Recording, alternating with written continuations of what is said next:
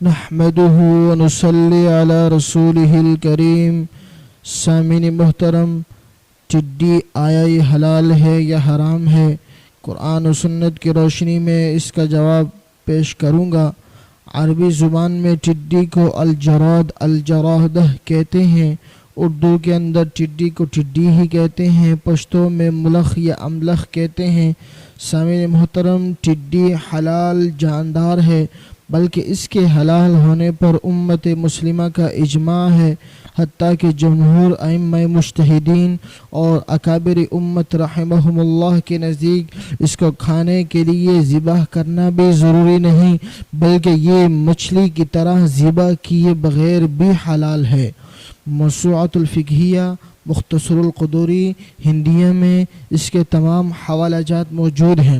ٹڈی کے حلال ہونے سے متعلق چند شبہات لوگوں کو پیش آتی ہیں۔ واضح رہے کہ ٹڈی کی تمام اقسام حلال ہیں۔ بعض حضرات کو یہ شبہ ہوتا ہے کہ ہمارے بر صغیر میں جو ٹڈیاں پائی جاتی ہیں یہ حلال نہیں، بلکہ احادیث سے جن ٹڈیوں کا حلال ہونا ثابت ہوتا ہے وہ کچھ اور قسم کی یا بڑی جسامت یعنی سائز کی ٹڈیاں ہوتی تھیں۔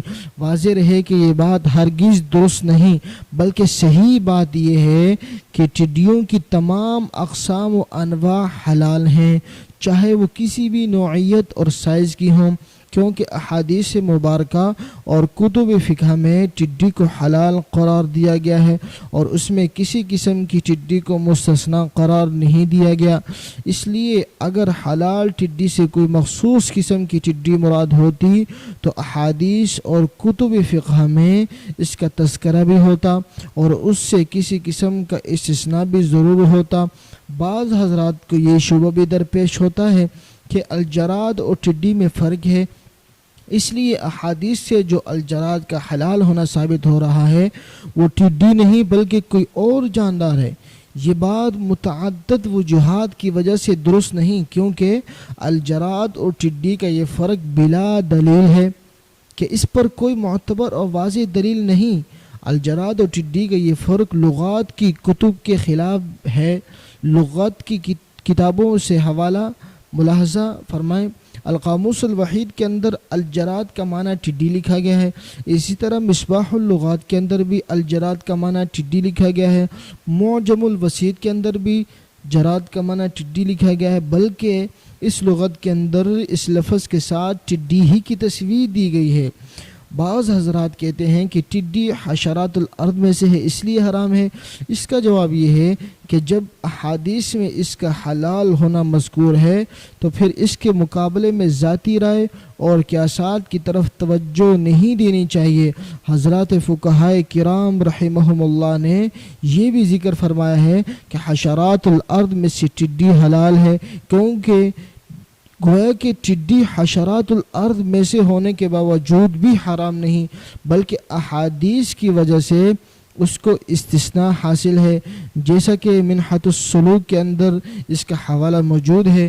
بعض لوگوں کو ٹڈی سے طبعی کراہت ہوتی ہے جس کی وجہ سے وہ اسے حلال تسلیم کرنے کو تیار نہیں ہوتے۔ واضح رہے کہ یہ بات ہرگز درست نہیں، کیونکہ کسی جاندار کے حلال اور حرام ہونے کا فیصلہ یہ بغیر دلیل کے بغیر نہیں کیا جا سکتا۔ کسی جاندار کے حلال اور حرام ہونے کا معیار شرعی دلائل ہے، اس لیے انہی کے مطابق کسی جاندار کے حلال و حرام کا فیصلہ کیا جا سکتا ہے۔ اس کے مقابلے میں طبعی کراہت کوئی دلیل نہیں کہ اس کی بنا پر کسی جاندار کے حرام ہونے کا حکم لگایا جا سکے۔ دوسری بات یہ ہے کہ ٹڈی کھانا زیادہ سے زیادہ جائز ہے، کوئی واجب نہیں، اس لیے یہ ضروری نہیں کہ ہر جائز چیز کھائی جائے۔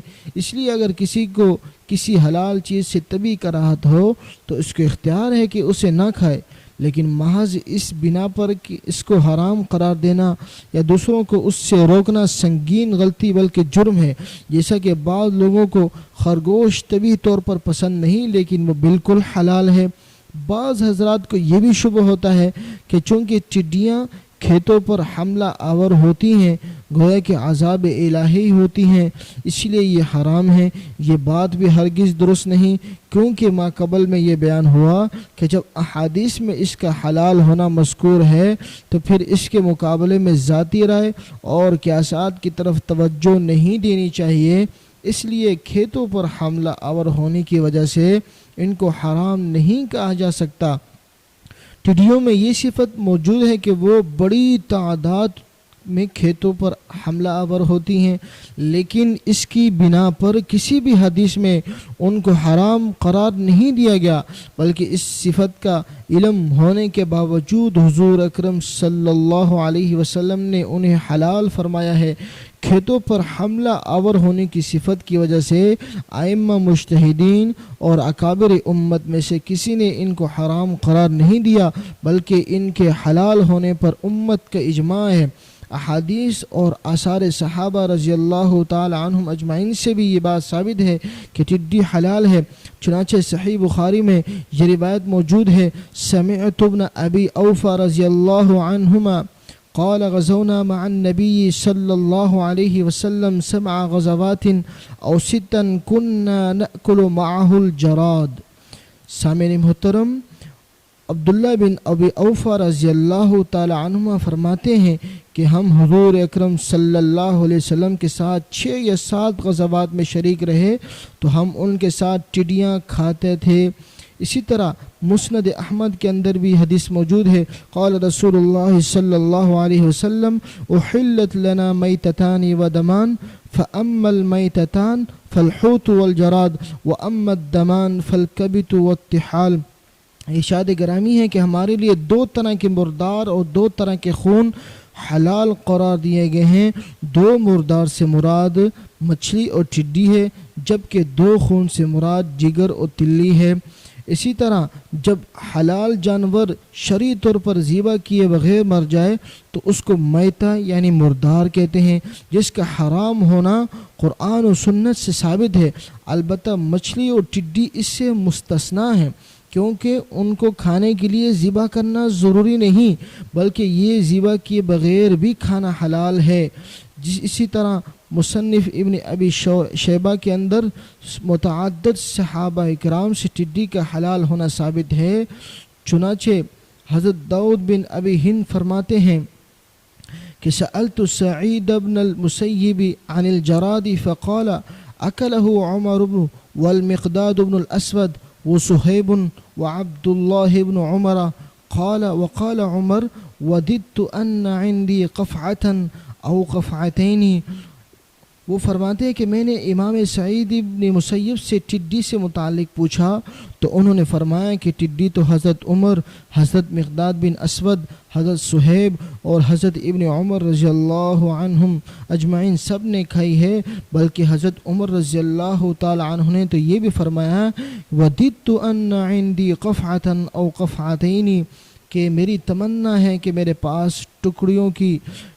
پاس ٹڈیوں کی 1-2 ٹوکریاں ہوتی کہ میں انہیں کھاتا رہتا۔